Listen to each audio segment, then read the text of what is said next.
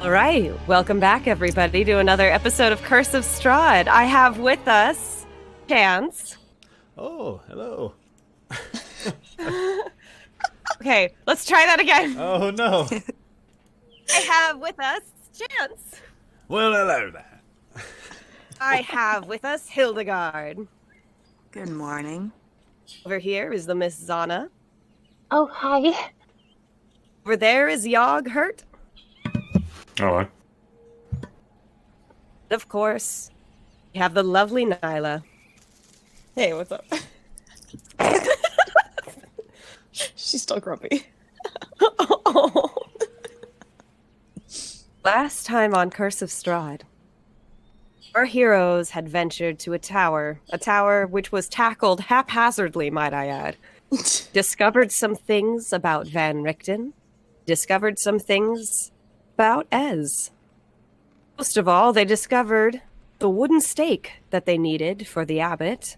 Save Ireena was not there, but instead, they found a new armored companion they lovingly named Kazan, and a sun sword, which Zhana has now deemed her new friend.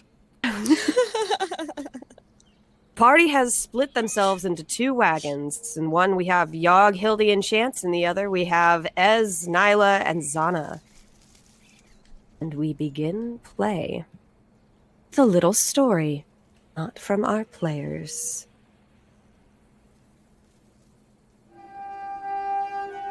Van Richten. Van Richten. It is the name you have heard time and time again as you ride through the cold mud to Kresk. Think of the name you start to recall when you think about life before Barovia. Begin play with a prelude. Several figures hunch over a poorly crafted wooden table. Their tones are hushed and hurried. The man speaks. Hey, button your chap, lad. Wasn't it bad? Shadow it was. Wife and babes are still inside, and I nary had the time to pull them out. We're bit by the devil's bats. Whole orphanage, too. No hope for him, he said. He barred the doors and cast his torch upon me home. Aye, murder stopped, like he said. Stories of the hunter spread soon after. Every shadow in Galloway vanished after the night. Tales from far-off lands seemed to follow in his footsteps. Van Richten, of course, I've seen him with my own eyes. Had a little Vistani assistant with him, yes. Two of them saved my home from the sides of a necromancer. Province was fresh with dead after a civil war, you see. Gypsy was a poisoner of sorts. Just something called corpse blight on the army. Slayer went straight for the master in shadows, resolving a 6-week blight in 3 nights. I once overheard he diverted a river to kill an entire underground hollow of vampires. There was a storm like none other. The ship was bound to capsize under the weight of 10 dozen some squid arms thick as masts. That's when I saw Van Richten make his move, right to the maws of that old sea beastie. It was a coin he tossed in, cursed coin we men had found some years ago. Not how to explain it, but the kraken drowned the damnedest thing I ever saw. He ain't a monster. He ain't a hunter. That man is a killer. He kills monsters. So take heed, little ones. You'll pray for a day in hell before Van Richten comes to town. The sound of cackling laughter fades into the distance. And you are left to your thoughts as you watch the trees go by. The journey is yours.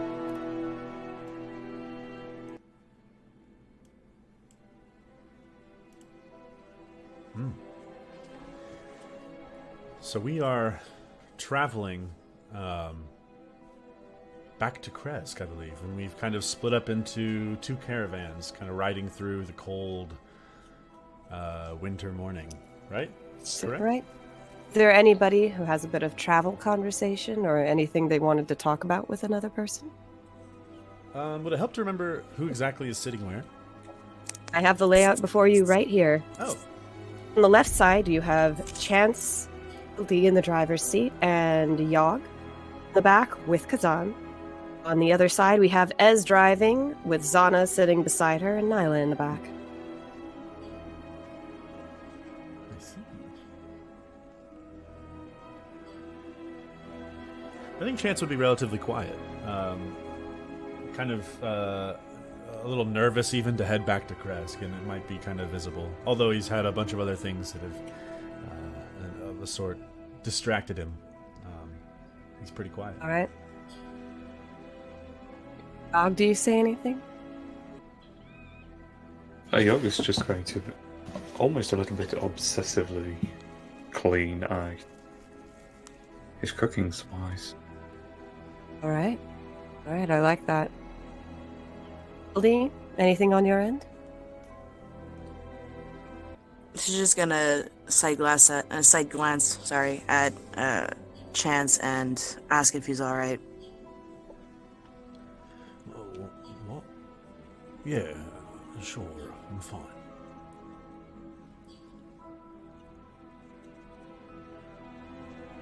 I'm just a little nervous. That's all. Yeah, understandable. Look, we didn't like that abbot in the first place. It wasn't like we had much of a choice now, was it? Yeah. I don't like it either, but like you said, what choice do we have? It's just a part of me that thinks something bad's happened. We won't let that happen, Chance. No. No, I hope not. Not to Ireena, not to any of us. Well, I suppose we'll see, one way or another. Thanks, at least. What about you? Are you alright? My rib is killing me. Thanks for asking. Oh my god, I forgot. Yeah, Alright, my keep I going. still have a fucking broken rib. Yeah, you look a little rough around the edges.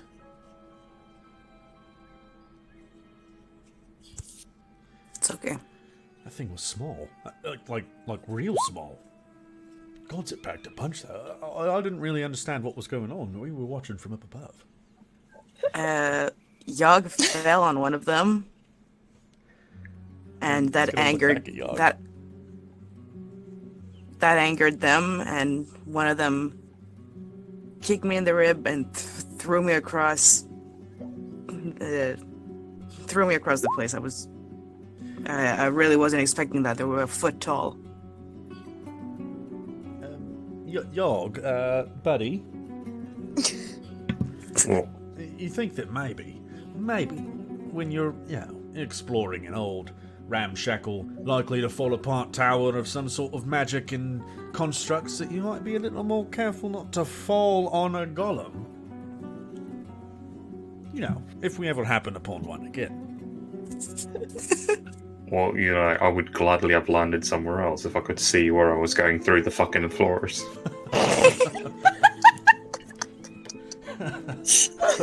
Well, Yog, it's just, I'm only sorry I didn't get to see it. Glad you're alright. Alright. Meanwhile, in the Vistana's cart, Liz sits in the driver's seat with Zhana by her side and Nyla chilling in the back. Rather comfily. Vardo is warm, and as is... Zhana, actually, what are you doing right now? So I'm probably talking Ez's ear off. I don't know. Ez is not very happy. She's so none what did too you- happy. What did you do last night? Why did you have to leave off so soon? I like poke my head out from the back. Yeah, I was curious about that too, actually. She gets bombarded by questions. And if you could imagine Ez just like hunched over, eyes squinted, just... Well, if you must know, it's a bit of tradition, it is. We don't usually talk about it around Giorgio, you understand. She's just like... This is a really nice cart, by the way. Struggling to find conversation. Wait, so you're really not gonna tell us? Listen. How much do you know about Vistana culture? Nothing. Besides, That's- you like cards.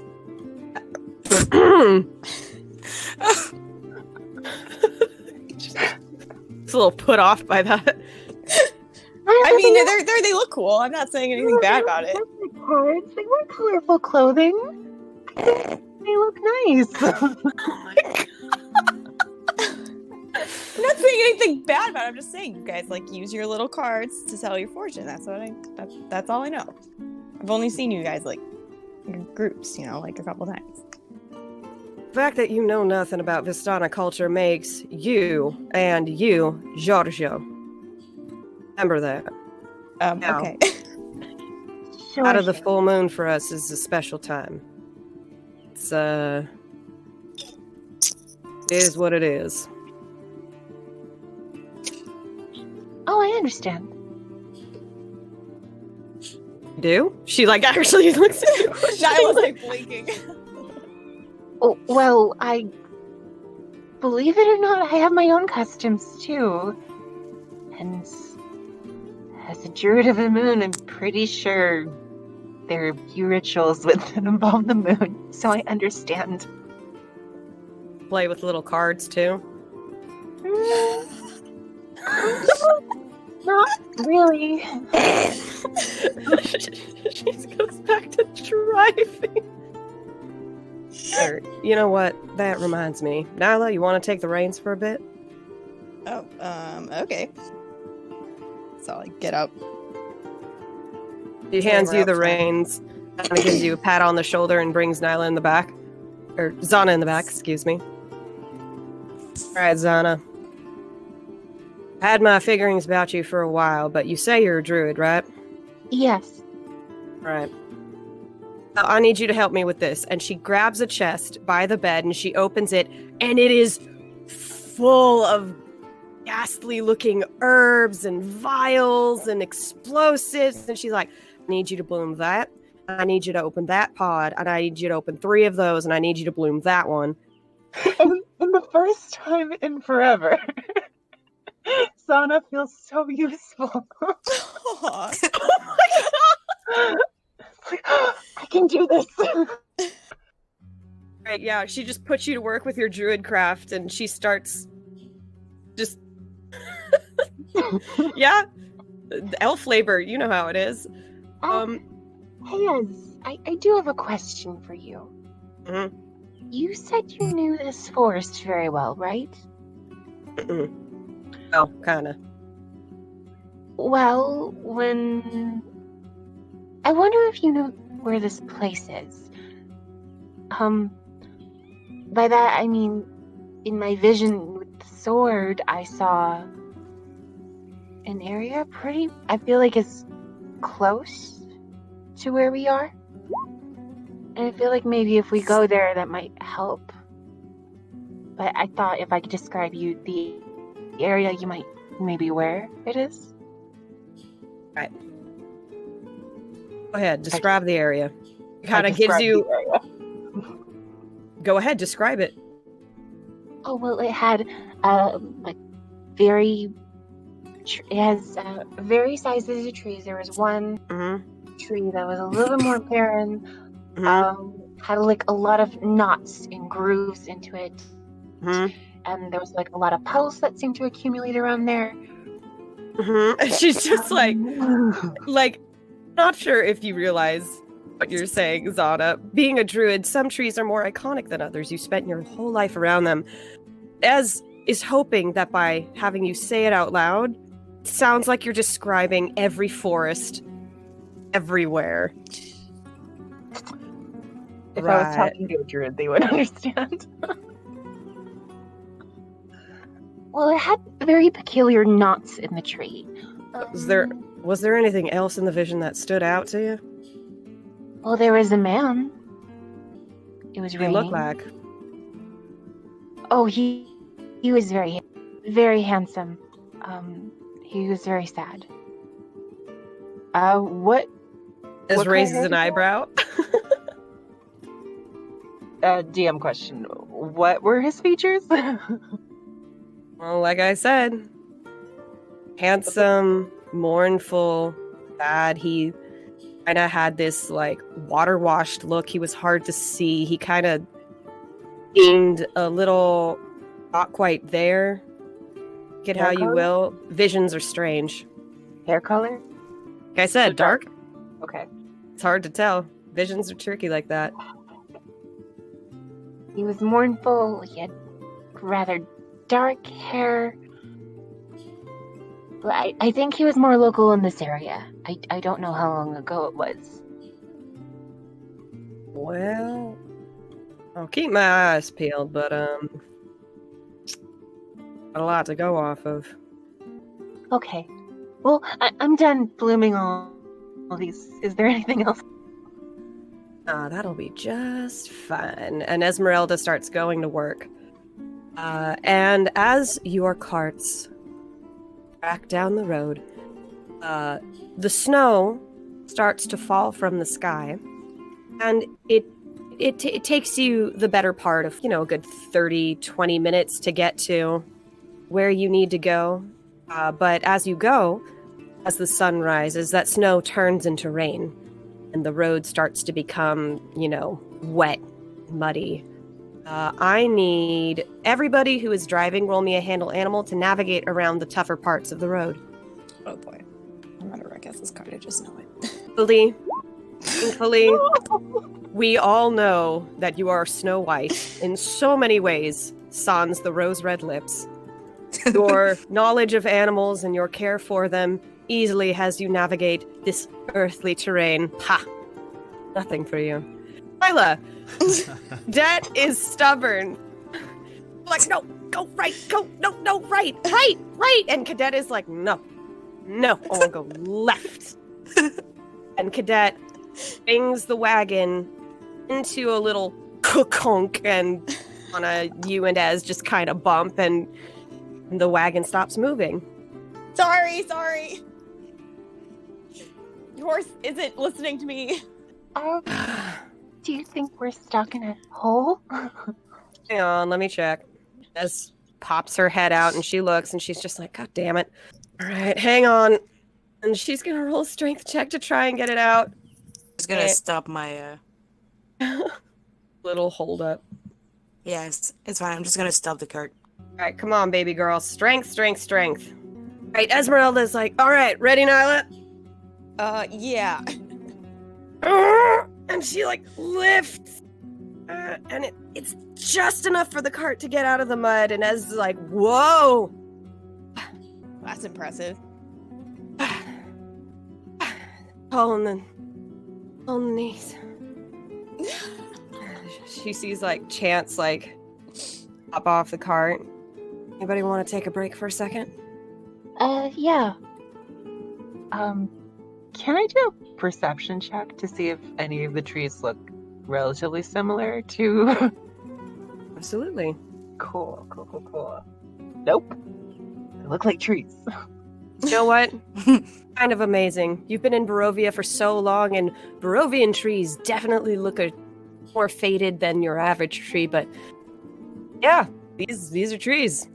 Unique, finish, Green work is so fine here. Ezmerelda goes back into her cart and licks the mud off her boots and goes to her herbalism and alchemy. Right. How long do you guys break for? Oh, Chance would probably just until he's finished smoking and kind of waddling around and stretching his legs a little. Yeah, he'll kind of walk back over towards your cart as you guys invited it and kind of raise a hand. Are you all right? Yeah, I can't drive horses very well. This is a really nice tree. Right. Well, when you're ready, I think we're prepared to keep going. Right. The horse kind of like hops to, and a little easier to drive for you, Nyla. Oh, yay! Chance hops up on the cart next to Nyla. All right, and or off you go. Hildy, sorry. So Oddly enough, as you guys walk away, for anybody who has the top off, being Yogg and Hildy and Chance, I believe Chance and Hildy are in the front. Yogg, you're meticulously cleaning your supplies, but you kind of look back as, everybody's setting off, and something catches your eye in the distance. Roots from where Ezmerelda's Vardo was last kind of left start to creep up and grab something invisible that was there and seep back into the ground. I think he rubs his eyes a little. What? We all saw that? Well, it was just the ones heading in the back. The ones facing forward wouldn't see that. Oh, so y'all. Okay. All right. After a while, you eventually get to the gates. Gates of Kresk. Of course, they stop you. Who goes there? And he kind of undoes his scarf a little bit and holds a hand up and waves. We're on business on account of the burgomaster, I believe. They kind of whisper to each other, and one of them, who was their last shift, you guys came up. They do take shifts. Nods, and they nod you in. Ezmerelda gives a wave, and they give a wave back to her, although it seems to be less than friendly. And entering the gates of Kresk, Baron and Baroness are currently in the town square, kind of making things right and ready. But they seem to be doing so sluggishly. Frequently, Baron, he lifts an arm to go talk to somebody, and it falls to his side, and he talks to another person who inquires something of him, and he shoos them away, and his wife comes to him and puts a hand on his shoulder. Well, maybe one of you who has a better idea about how exactly it is we resolved that winery debacle might be able to tell him. If I told him the story, it'd be me fighting a bunch of bushes. I mean, I can if you guys want. I can also as well. You go do that. Okay. I'm gonna go make the rounds. Last time I was here, it's like a bunch of wolves got in. We'll make sure no one's injured. Do it. Okay.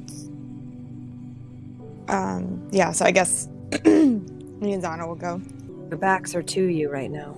Can I roll insight on their mood? Sure. Can I do a perception check to see what they're talking about? To read their lips? Backs are to you. Okay. So, Words aren't spoken. Anna's wife eventually comes over to look at him, and there are tears in her eyes. So before this, this is before we're up next to them or whatever. But I'm just gonna nudge Zana and be like, they seem upset, sad. Just to let you know. Ez did say there was a wolf attack, so maybe there were some losses. Oh, yeah, that's true. Okay. So she kind of approaches a little more, timidly, I guess. Baron straightens and whips around to see you, and he kind of has that cold anger on his face. What can I help you with? Hi. You hired us to take care of the winery, check up on it. Yes. Right. Yes. He pinches the bridge of his nose, thoughts, let alone everything else happening in the village, can't seem to quite process with him. We are grateful for your help. Yes, the shipments have been coming in. He kind of trails off, and his wife puts a hand on his shoulder. Don't have much here in Kresk. Look, she kind of gestures to show you. but we can make some accommodations if you have no place to stay. Oh, yeah, that would be great. Thank you. Yes, that would be most kind. We do ask for a little work in exchange, you see. And the Baron is like, oh, no. And he What guides you happened here? down the road. Anna gives you a look like, but he kind of opens his arm, usher you, Zhana, you, Nyla, down the road to kind of walk with him around Kresk. Kresk has long stood far grounds of Barovia. See, he is sustained off of hard work, trade with each other.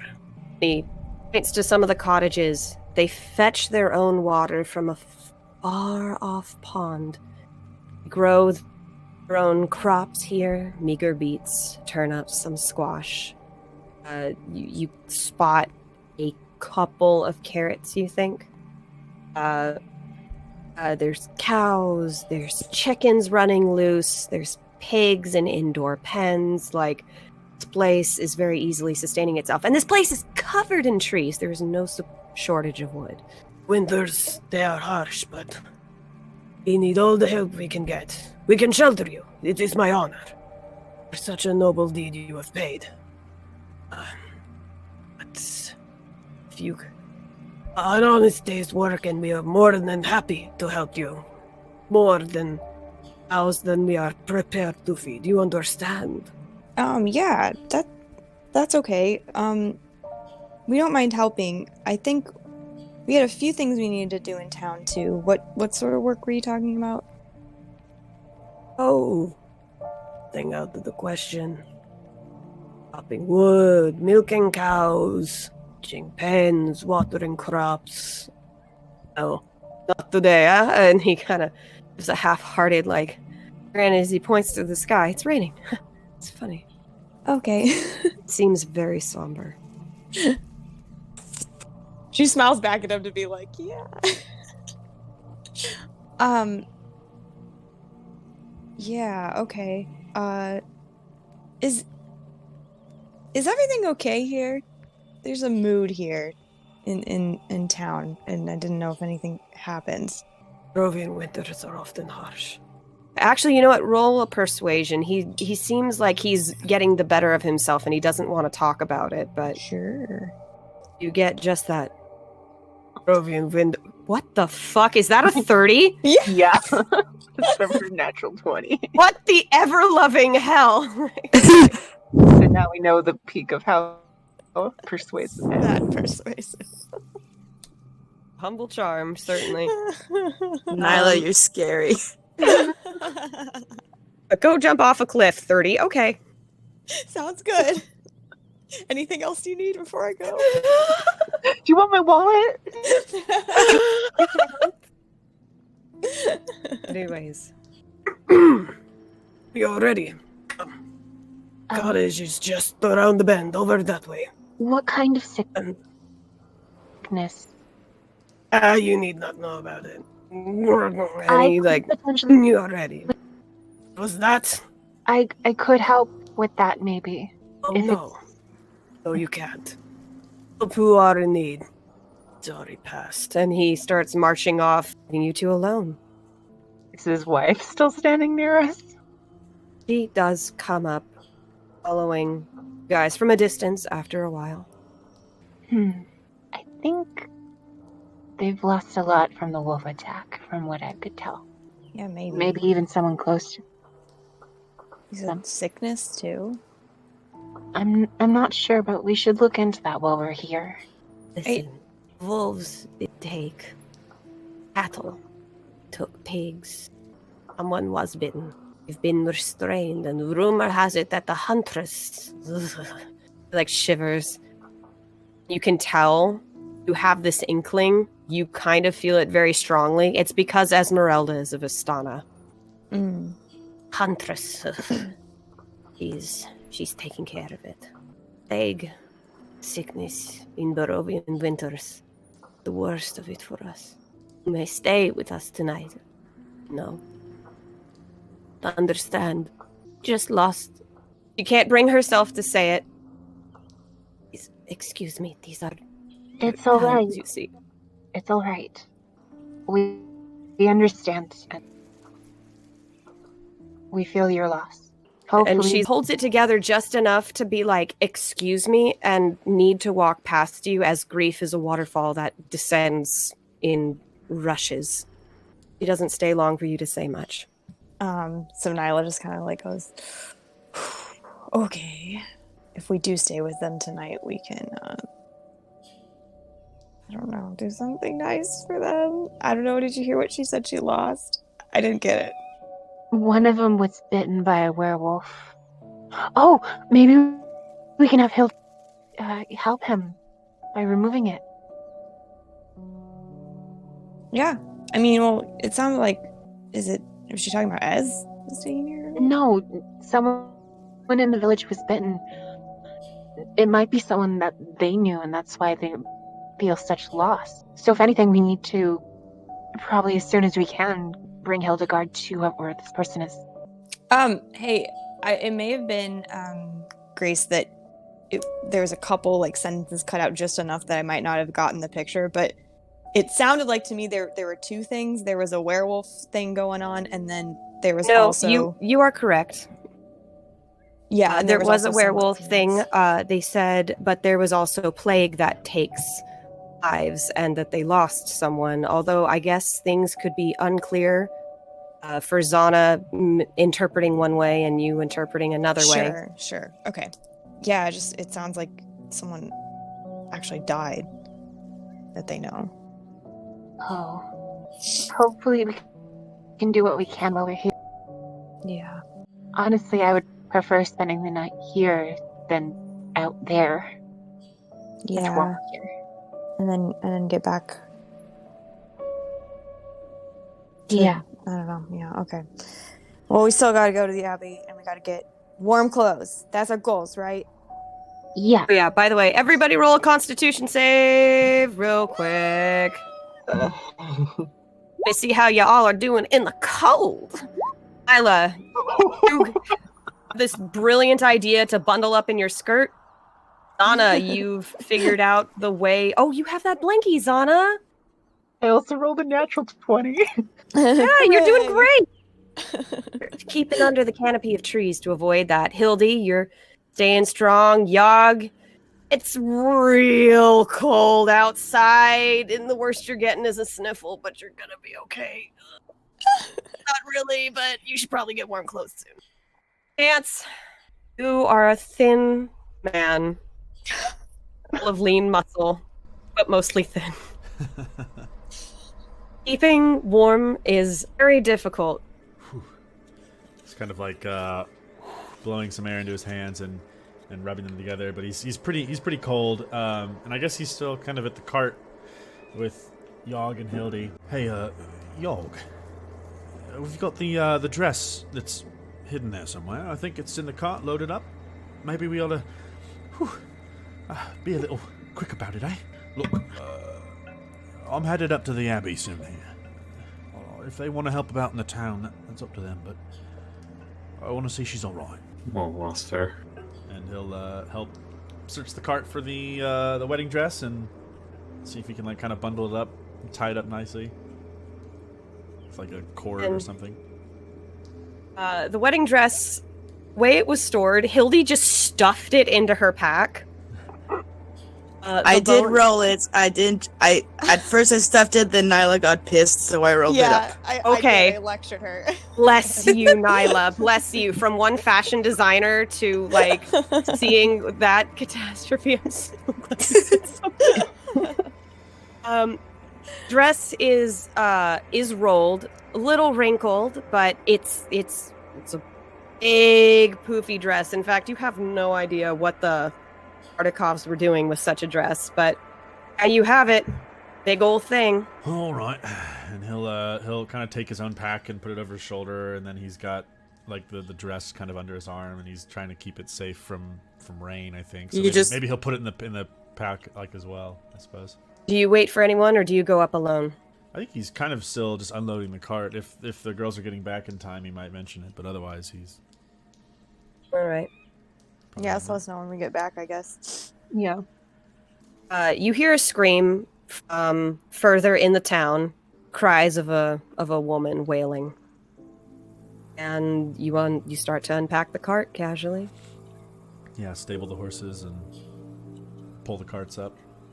And some of the villagers instruct that there's a barn over on the nobleman's property that he said you can use. So, guys, ride down that way, away from the wails of the woman. And you can unload the cart and do what you need to do. Is she too far for us to see what's going on? You hear it in the distance. It does cause for some villagers to be alarmed, but strangely, not a lot of them do anything about it. They kind of go back to their work. One or two do seem very worried. They're just kind of whispering. They mention the name Kretiana. I'll go up to like a random person. Excuse me. Do you know what's wrong with that woman? I do not know, child. I just heard a scream. She gets a little uppity and tries to go back to her work, but she's very worried.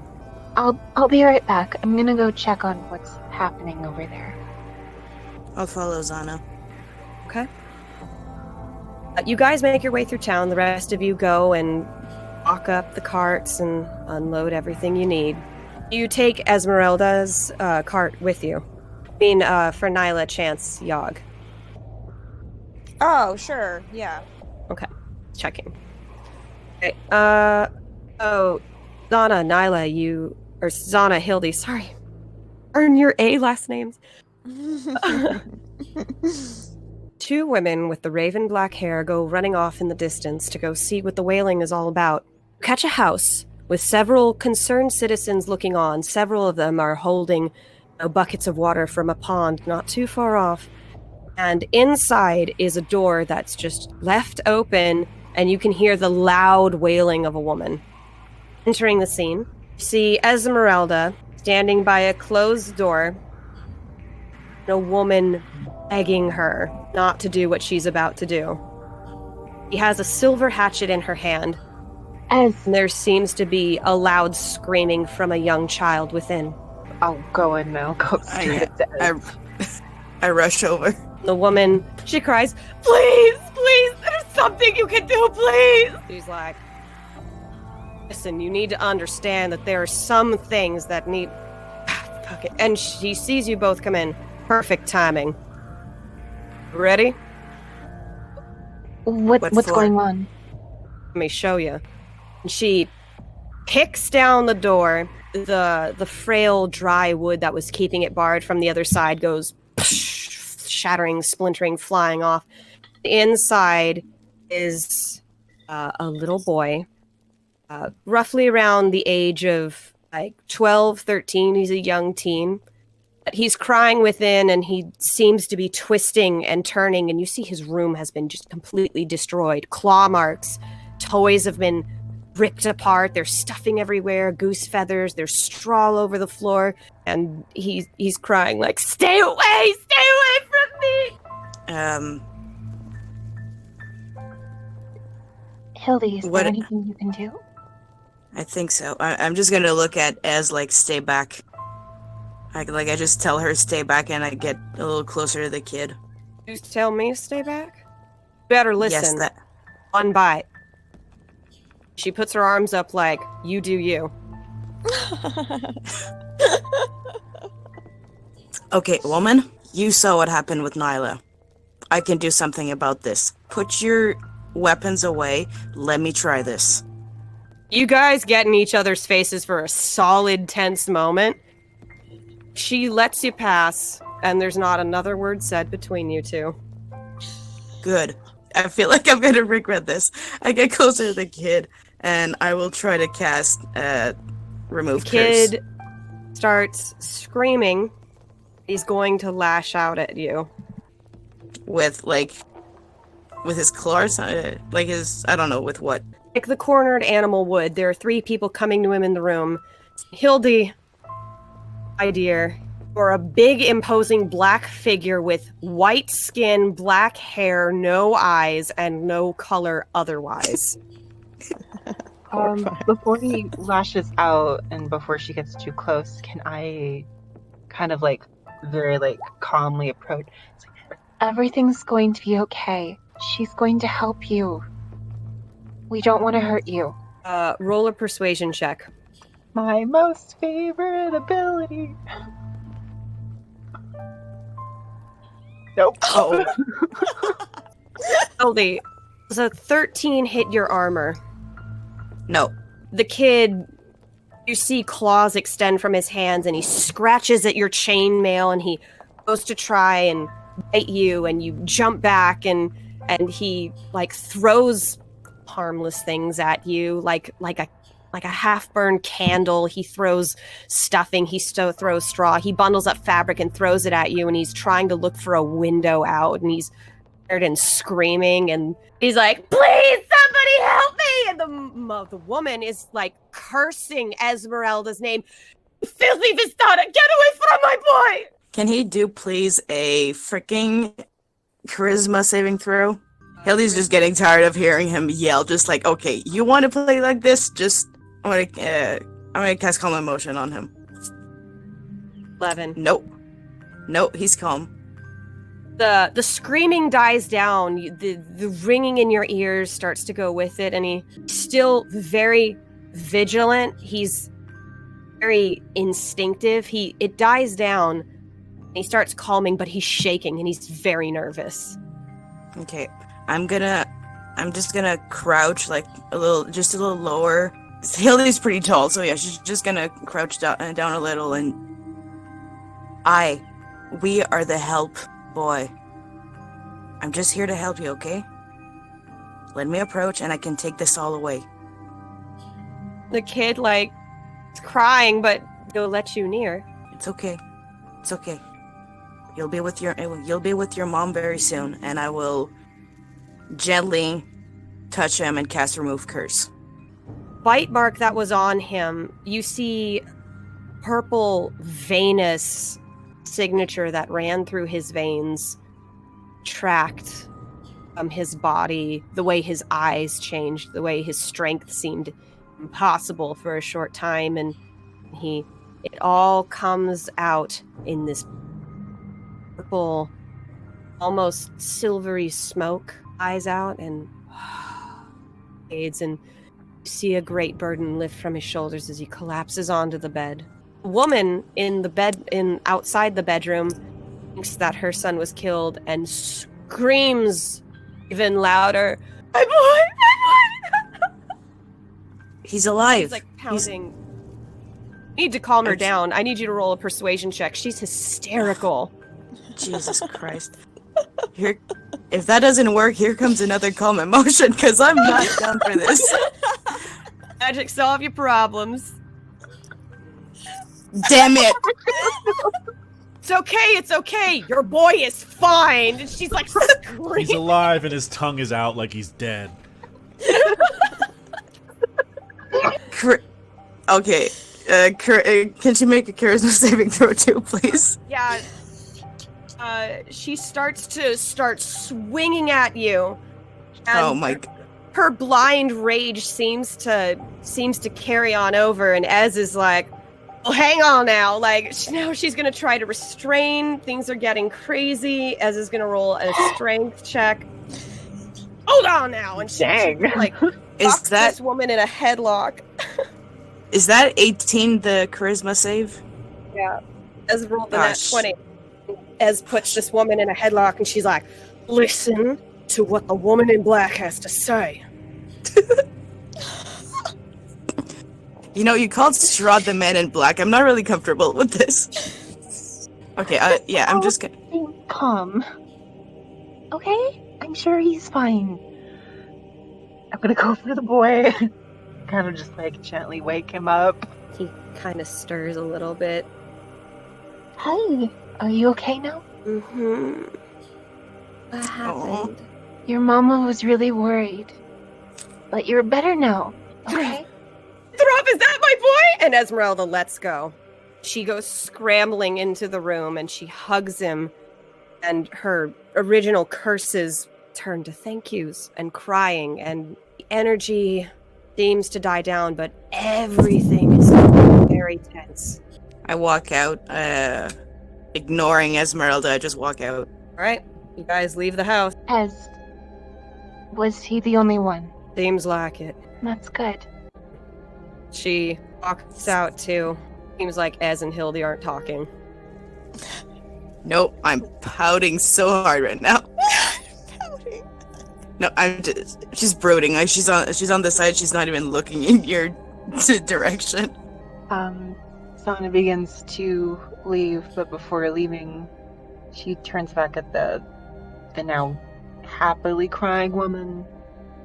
Just kind of like smiles and then walks out of the room. Eventually, husband, another man, 2 more children start running in after hearing the commotion. Gretiana, what happened? Is Oddne... And just the door closes and they're left to that scene. Alright, I guess we'll try to find the others. They were already on their way to the Abbey? I think, but wouldn't it be better to get winter clothes first? I don't know what the first stop was. I know Chance was eager to go to the Abbey first. Yeah. At least just to see if Ireena's okay. Hildy? Yeah. You did a good thing in there. She I'm gives you glad a we were smile. able to do something. Yeah, well, yeah. Thanks. Shall we go? Yeah. And she looks like she looked less tense than she was before. Like the anger kind of dissipated, and she's just following you. And then we walk together to where we think the party is. She thinks it's stable. Ezmerelda stays back. Doesn't follow you. She doesn't follow us? Walks in the opposite direction. Hey, Ez. Stops. You find another one? You wait for me. Restrain it any way you want, I don't care. Nobody needs to die for nothing. I can do something about it. And I keep walking. And you do. You leave Ez to be swallowed by the misty, rainy fogs of Kresk. And you walk by shining, beautiful pond. From that road takes you up to the Abbey. Several people are by the watering hole, talking and drinking of the water. It's beautifully crystal clear. But if you don't stop by, you keep on going, and I'll take you on up to the Abbey. Meanwhile, we'll go to Yogg, Nyla, and Chance. Is anything special going on? We have been making our way up the long road to the Abbey, I believe. Yes. Right. So everybody except Ez is currently going to the Abbey of St. Markovia. Well, And Chance is pretty quiet on the way up. It's a long way up, and he's glad that he has some company, but he's he's got his coat really wrapped tightly around him and scarf blown in the wind sort of thing. He's just trudging on up this hill. I'm just going to sorry, not Rach, I'm just gonna hide the holy symbol with my cloak, because I just remembered that was stolen from the Abbey. I'm glad you said something. Yeah, I just remembered my cloak is hiding that shit. You do what most people do in school when they kind of aren't supposed to have graphic tees. You turn it inside out, but in your case, you kind of put the necklace on backwards and put the charm in the back of the cloak. So you're Oh my still God. wearing it. Oh, nothing. It's chain choker. What are you talking about? Just are awkwardly missing a feather. So good. Yep, That's awesome. it got lost. What do you want? I fight a lot. Shit like that happens. Right. Going to have a scene with the 3 of them first before we have the rest of you follow. I think I would go as we're walking up to the Abbey, I'd just be like, "Hey, are you nervous? A little, maybe. Are you afraid he's not gonna help because you didn't have everything?" No, I'm embarrassed more than anything. we looked and couldn't find it. But there's got to be some other way, or maybe more time. I don't know.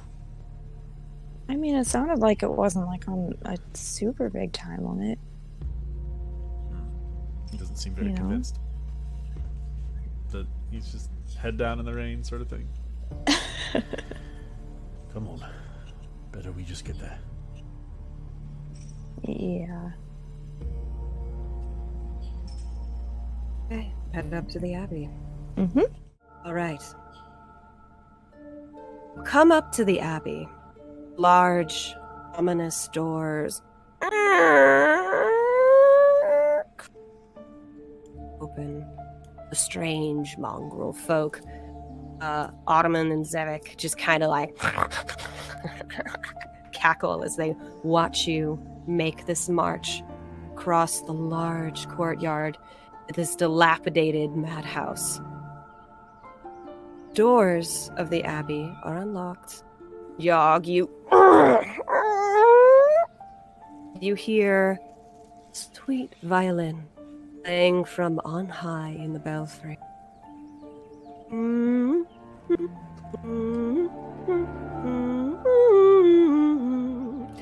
you see the Abbey with woman he keeps near, and he is teaching her simple waltz. They are dancing in this little courtyard, if you will, surrounded by the strange cackles of distant mongrel folk, the pig pens, the chicken pens. Humble sight. We'll walk right up. Yeah. I feel like we're both pretty determined. Yeah. It's a little bizarre. They don't pay heed to you at first, but the abbot, notice he moves the grace of a saint. His handsome face takes her hand and spins her gently as she kind of rolls away, and arms coming out, and he gives her a gentle kiss above the hand, lets her hand low as they fall to the side gracefully, almost like a ballet, if you will. It's very strange to watch. And the abbot turns to you. You have returned. Yeah, hi. That was a nice dance. I'm teaching Vasilka how to dance. She is... Admittedly, she has a long way to go. Let me see, the abbot, I wanted to give him almost like a Barovian British. He would be like, yes, she has a long way to go, but there are a few things here that maybe she can learn from in the meantime. Isn't that right, my dear? Vasilka nods. Now tell me, what do you have for me? So, well, first of all, how are they? Are they both okay? Do you like to see them? Yeah. If you don't mind. Morning, Lord, be with you. I did not expect that your ventures would be at all savory, to be perfectly honest. What? What do you mean? They certainly weren't. But These are treacherous, cursed lands, you know. Yeah, I mean, it hasn't exactly been fun. Silka, jar guess some wine. She curtsies and runs off. He takes you inside. Inside the room. I can leave this here, or I can take you guys to the actual layout of the Abbey. Let me know. It's up to you. Yeah, whatever you want. You guys remember what it looked like? You go into the Abbey, these large doors that open, these mongrel folk just kind of... They're cackling to themselves madly, these strange, disfigured creatures opening doors and closing them, almost like butlers, if you will, or scurrying off and doing whatever they do. Takes you into the dining room with beautiful candelabras setting the table, and several dishes clean and laid out, ready for guests. And the violin stops when it hears the door opening, and Cloven kind of starts, down the stairs and sees the master. Master, yes. We have guests. Miss Clopin. Kindly escort them upstairs. Sweet. And the little smaller head on his shoulder. I don't know if you guys remember what he looked like. He was a disfigured thing, and it like kind of like wails a little bit in this strange creaturous baby-headed way, and it's almost disturbing. He beckons you up the stairs and allows you to proceed. Yeah, we'll definitely follow with a shiver, of course, because this guy's creepy as fuck. The abbot follows behind you with his gentle glowing light. You come to the sad sight at the top of the stairs. 2 glass coffins, both alike in make and cleanliness. One houses an old man, with white hair and withered tan skin. The other, woman of some grand beauty, covered in white roses, if you will. Although it's nothing compared to the flowers in the coffin of the old man. It seems like Cloven has been taking favorites over the other. And Cloven looks like he's willing to go up to the man again, but the abbot gives him this look, and almost out of instinctive fear, the half man like scurries out of the room, and hear a thunk, thunk, thunk, thunk, thunk downstairs as he takes his violin with him. The abbot gently closes the door behind you and gestures with a hand for you to visit your sleeping ones. Are they all right? Nothing's changed. See for yourself. He glides through the room, his attire almost kind of floating like a ghost behind him, and he takes his lantern and he shines it over the old gentleman, withered, like 70, 80 years old, liver spots, the crooked nose, and elven ears, the whole 9 yards. But he is, as you remember him, sleeping. Although, perhaps you're reading into things, Nyla. His expression seems disturbed, and it seems like he's been having less than pleasant dreams as of late. Yeah, Nyla is looking at him, like, and her expression is pretty, like, pained. You can, like, hear her trying to, like, make her breathing be pretty steady, but she's having some difficulty. And yeah, definitely paying attention to that expression. Kind of ignores, like, everyone that's in the room now, and then she just, like, goes up to the coffin and is just kind of, like, staring at his face.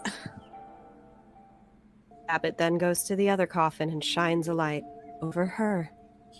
Ireena sleeps, her hands clutching compass. She seems peaceful and undisturbed.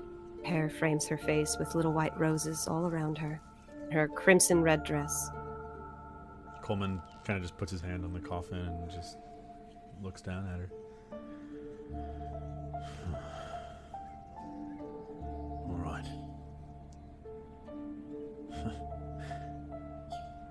Really feel like I could have used that compass here now a bit, but it's better in your hands.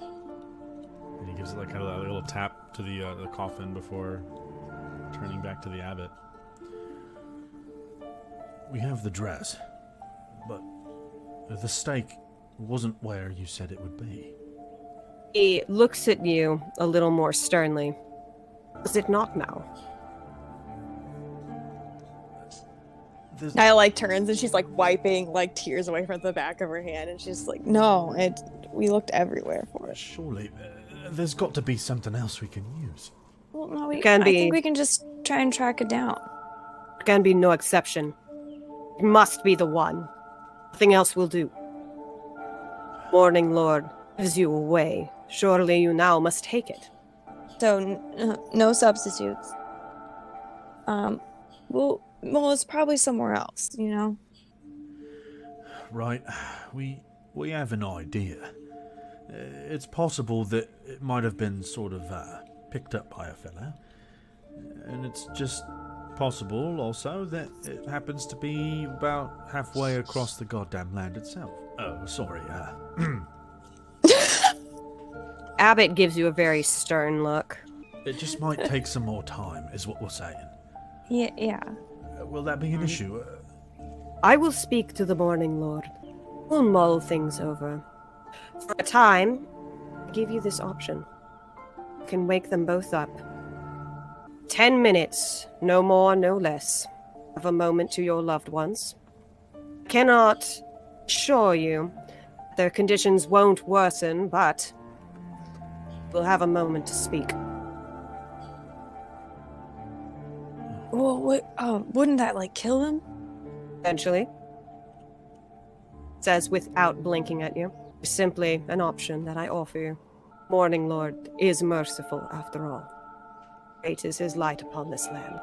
He's the Morning Lord, and he does this small prayer with his hands and almost making a sunrise over his head, and it comes to two palms reverse on each other but splayed out like a sun. Nyla, do you mind if I have a quick word with you? That's fine.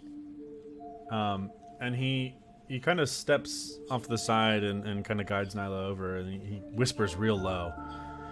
Nyla, look, I don't know if it's such a good idea to wake Ireena up, but if you can talk to Reuben, maybe you can ask him if he's okay in there. I mean, if it's not, I don't know, some sort of torture or if it hurts, you understand? Mm-hmm. Look, I don't want to impose, but right now we have no idea what they're going through. As he's talking, she looks so scared, and her eyes are kind of filling up a little bit with tears, and she's just kind of listening to him and just kind of nodding and keeps looking back at the coffin, and she just kind of says in a whisper, I think his fate, he looks like he's not peaceful, you know? Then it's more important that we know. Look, remember, this was a last resort, but it doesn't mean it was a good one. We still have no idea what's going on. Wait, what if it kills him? I don't know what's worse. I don't know. This is too weird. I kind of feel like it might be important to know what's going on. He might... maybe we'll give you a little bit of time. Do you want us around, or would you like a moment alone? What, to think? He kind of Is that what you shrugs. For all of it. Oh, to talk to him, you mean? Yeah. Yeah, I could do it alone. Sure. Are you sure you don't want to talk to Ireena?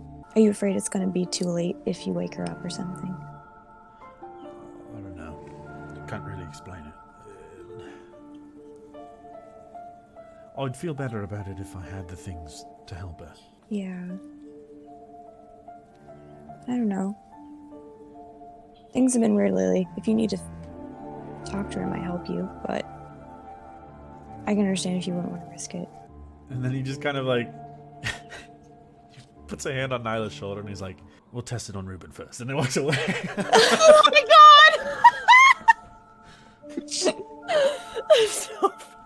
You hear her half laugh and half sniffle, you're not sure. Yeah, he's kind of laughing What to himself too, emotion. God damn it.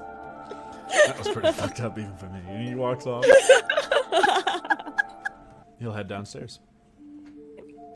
At the time you head downstairs, you hear the of the courtyard gates opening, and you see Hildy and Zhana walking through the courtyard. All right. Alone upstairs, Nyla. You follow me into the general chat? Yeah. Silence makes the room. It's just you, the Abbey, and Reuben. The abbot confesses.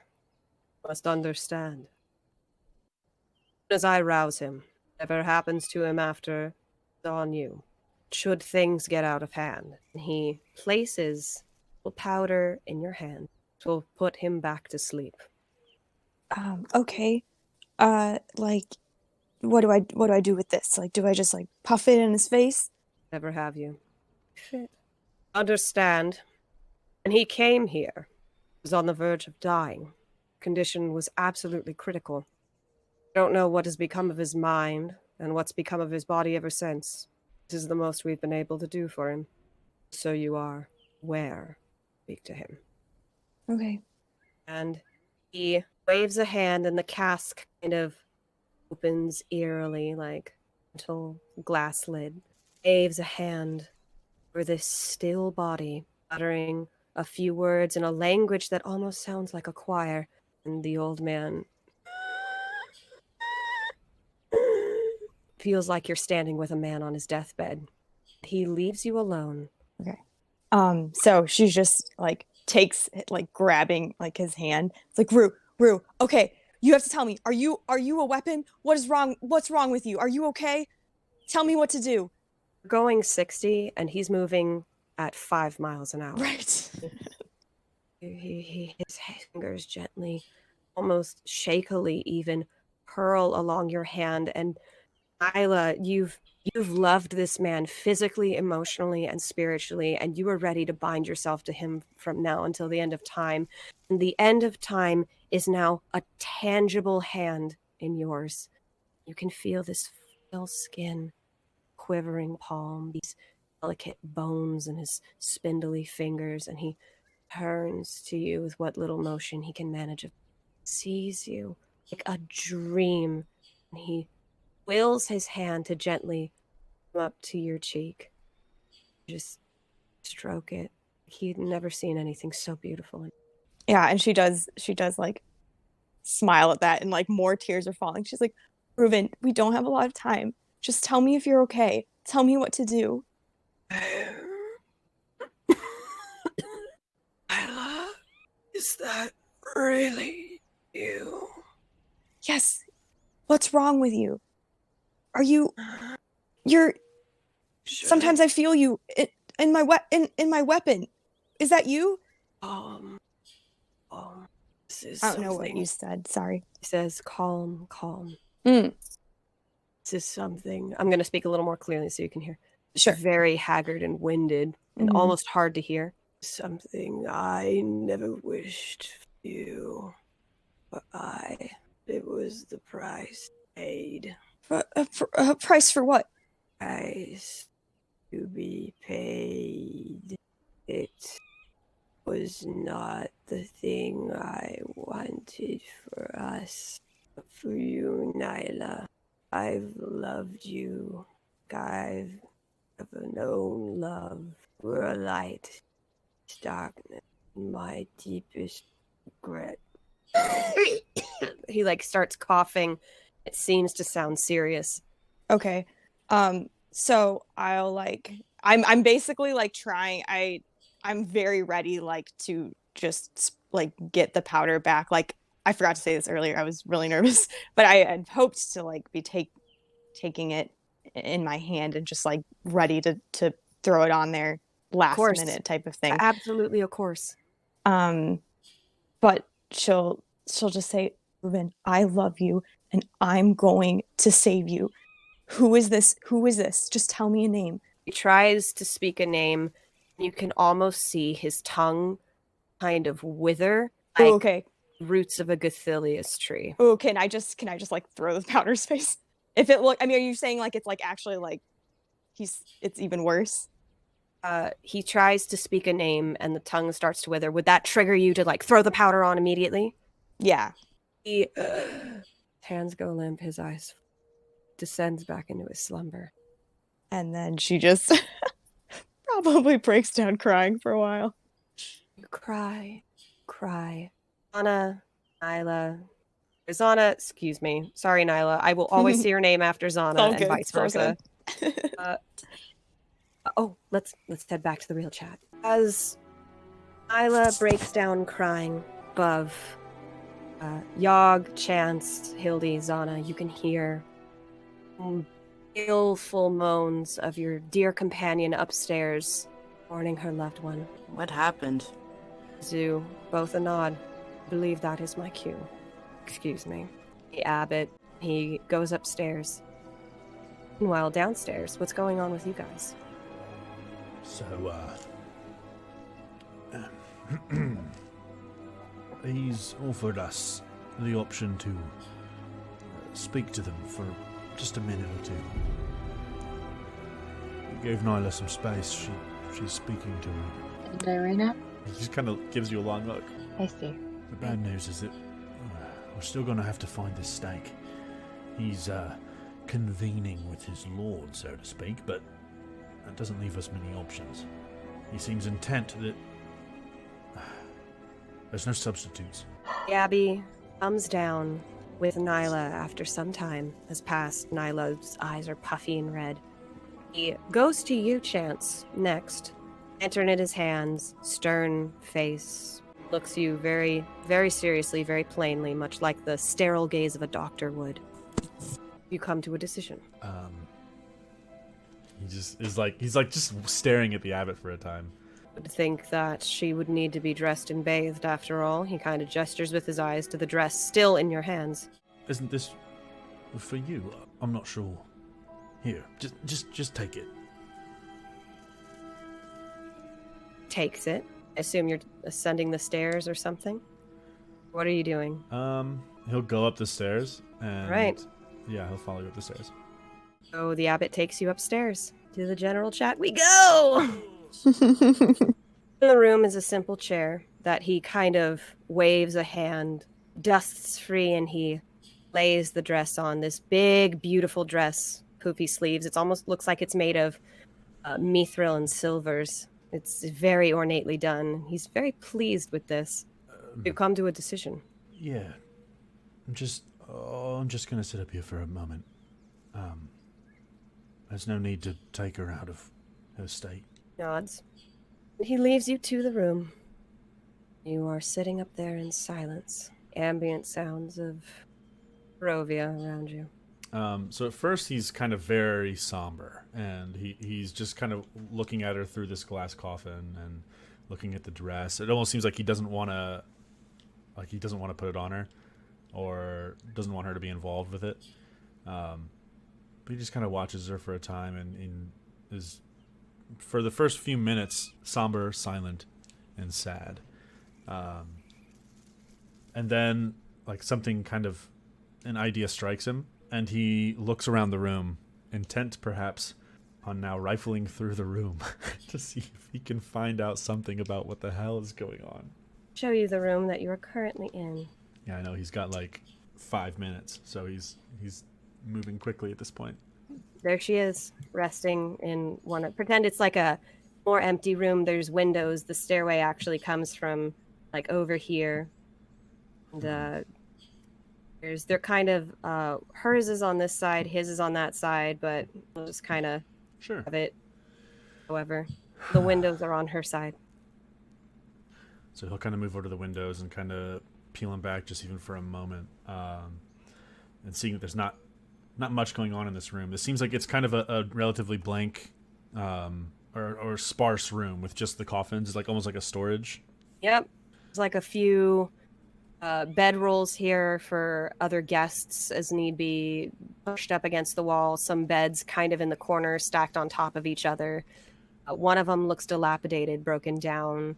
It looks like they made a great deal of space here, and these coffins are sort of resting on these low tables. And there's a chair in the corner. The stairs leading up to here, did they lead further or just to this room? They lead just to this room. Oh, he exhales. And there's a door over here, though. Oh, I thought that was the door to the stairwell. Pretend this wall isn't here. Got you. Well, he'll kind of very quietly, moving very carefully, he'll sneak over and kind of push the door open. Scarecrows line the Abbey walls, looking outward. They wear tattered chain shirts and carry spears with rusty heads. Courtyard below is blanketed with fog, like simple sentries as they kind of line this pathway. So he's in the courtyard, and there's like all this fog below. Looking kind of left and right. Do what? Like a 15-foot drop to the courtyard down here. Okay.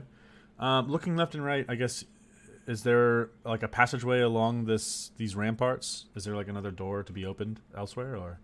Looks like there's one over here. All right, yeah, he'll go on a little adventure.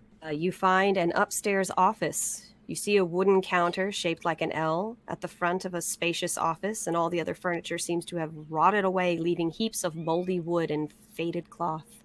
Pretty quickly, just making sure that nobody else is in this room, he looks forward and goes into this like office counter and is just like kind of rifling through some of the files or the cabinets, trying to look and see if there's anything in here to note.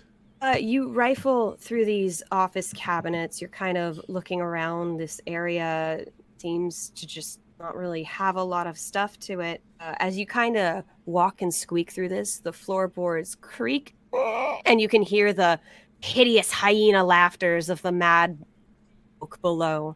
I need you to make an investigation check. Yeah, he's kind of rushed, looking through because there's he's trying to be careful, but he knows he has like limited time. As you kind of go through, you see a variety of cases. The Bellevue specifically, then his strange work with these mongrel folk. You see the variety of case files, Bellevue, and you're looking through. You find a mysterious case file. You look around. You find one on Ireena. You find a few others detailing, prayers and thoughts of the morning Lord. There's a few here. You only get time to look at one. Oh, could he take one? Sure.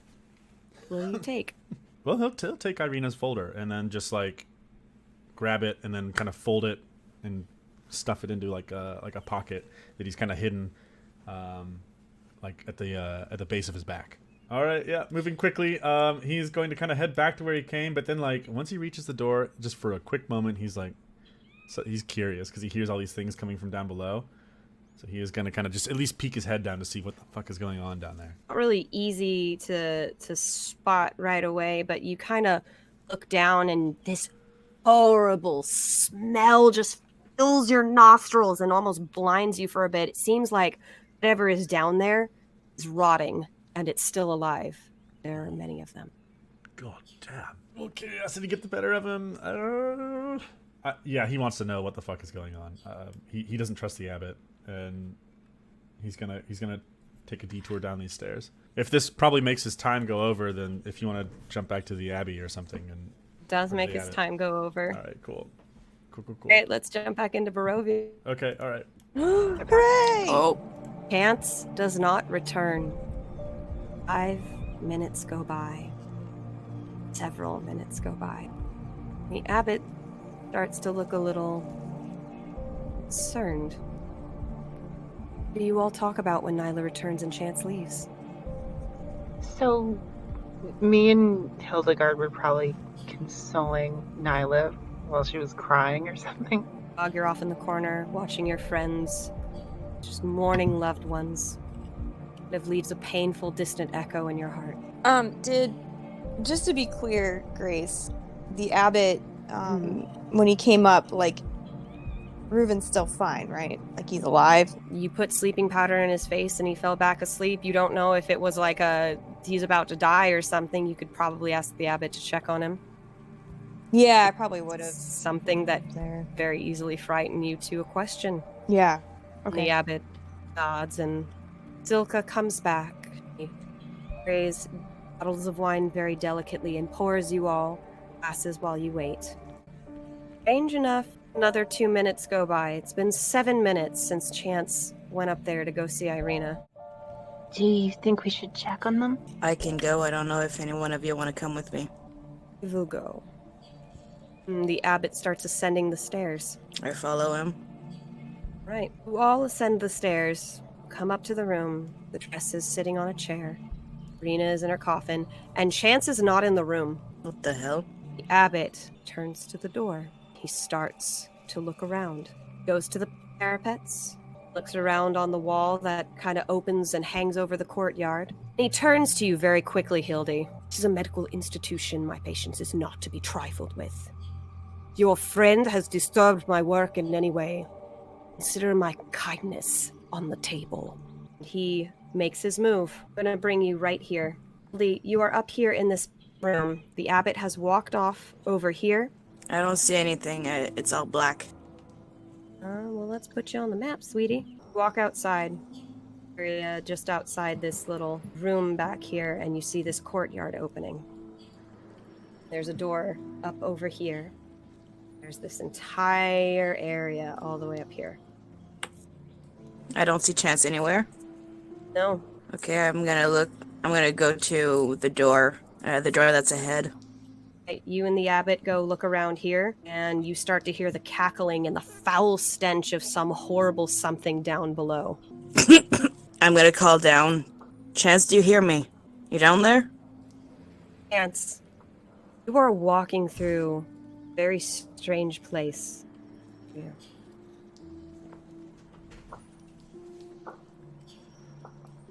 Yeah, Take you he's backward. moving very, just kind of carefully, quietly, curiously, kind of holding his scarf up to his nose. It's still loading for me. It's a huge picture. Yeah. You can hear the trudging of something pacing the hallway. Hideous laughter. Something far within. Allow me to tell you what you see. Find a foyer. The room used to be an office, as evidenced by the remains of a desk and a chair, both of which have been smashed. The hallway to the south leads to a staircase going up, which is the one you descended from. However, the dark passage to the east is full of unnatural whispers, mad, cackling laughter, steel odors. So he hears this big boom, boom, boom of the footsteps, and he's going to kind of pin himself to this wall. And then, just peeking his head out of the side, he's going to take a look and try to see if he can see where the hell this thing is coming from. Give me a perception check. Oh, no. Nope. You can't quite make it out. It's hard to tell, and you hold tight. Seems to be coming towards you. There is no light in this hallway. All right. And all too suddenly, Chance, you feel your time starting to slip. Things are getting iffy. You hear voices call down. Chance, are you down there? Well, he looks back up, like, kind of behind him, and he actually hears Hildy's voice. It's kind of distant. And he's like, oh, God damn it. All right, seeing as how it's dark, it's like pitch black in this weird, damp, smelly tunnel. Except for this office area. And there's something like trudging in after him, or just kind of walking towards him. Yeah, he's gonna walk. He's gonna walk down this hallway, like trying to. Hopefully, they if it's as dark for him, it's dark for others too. And he's just gonna kind of see if he can find something in here. Right. No response, Hildy. No response from the abbot. I do have dark vision if it's of any help. You have dark vision. It's Right. still like grayscale and full of shadows and general darkness, but I can maybe make out shapes. Large, lumbering figure made of some ghastly, just strange silhouette. It's hard to even fathom. Seems to be lumbering down this hall, kind of like you would see a shadow at the end of a street, and you don't know what that is, but it spells horror and disaster.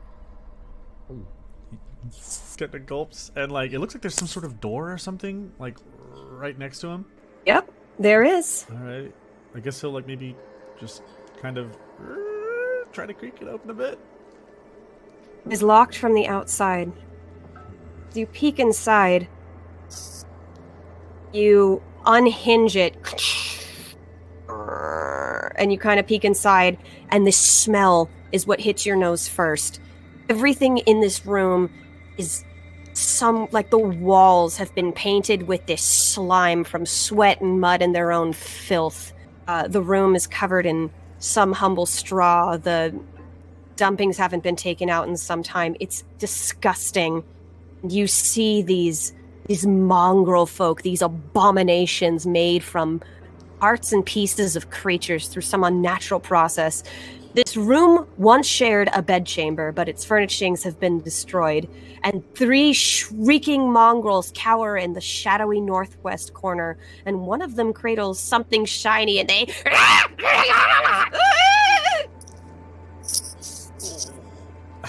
He will. The abbot hears this. Thing at the end of the hallway hears this. And it is still coming towards you. Very slowly. The abbot turns to you, Hildy. Very seriously, very sternly. He is starting to descend the stairs. I follow. If your friend does not leave the abbey in 10 minutes' time, I will sentence your friends up in the belfry to the cold. Do you understand? Oh, I understand. And I start walking down the stairs. The abbot and Hildy are now walking down the stairs. You guys in the courtyard, seems like this is taking a very long time. Chance, the light, the lantern shines behind you. Hear your name cried down the stairway. Chance! Looks like the Jay's apple, pal. And he'll kind of like cringe back a little bit from the from this door and close it and just take a few steps back. Do you see your friend come into the light? I'm just gonna rush over to him, like move past the abbot and just get closer to Chance. What are you doing? He doesn't immediately answer Hildy. He kind of like pulls his scarf down from his nose, and I guess the abbot's there kind of watching him. Oh, sorry, I needed a bit of fresh air. What's the matter, anyway? I'm supposed to be spending the rest of my days here, ain't I? No, you're not.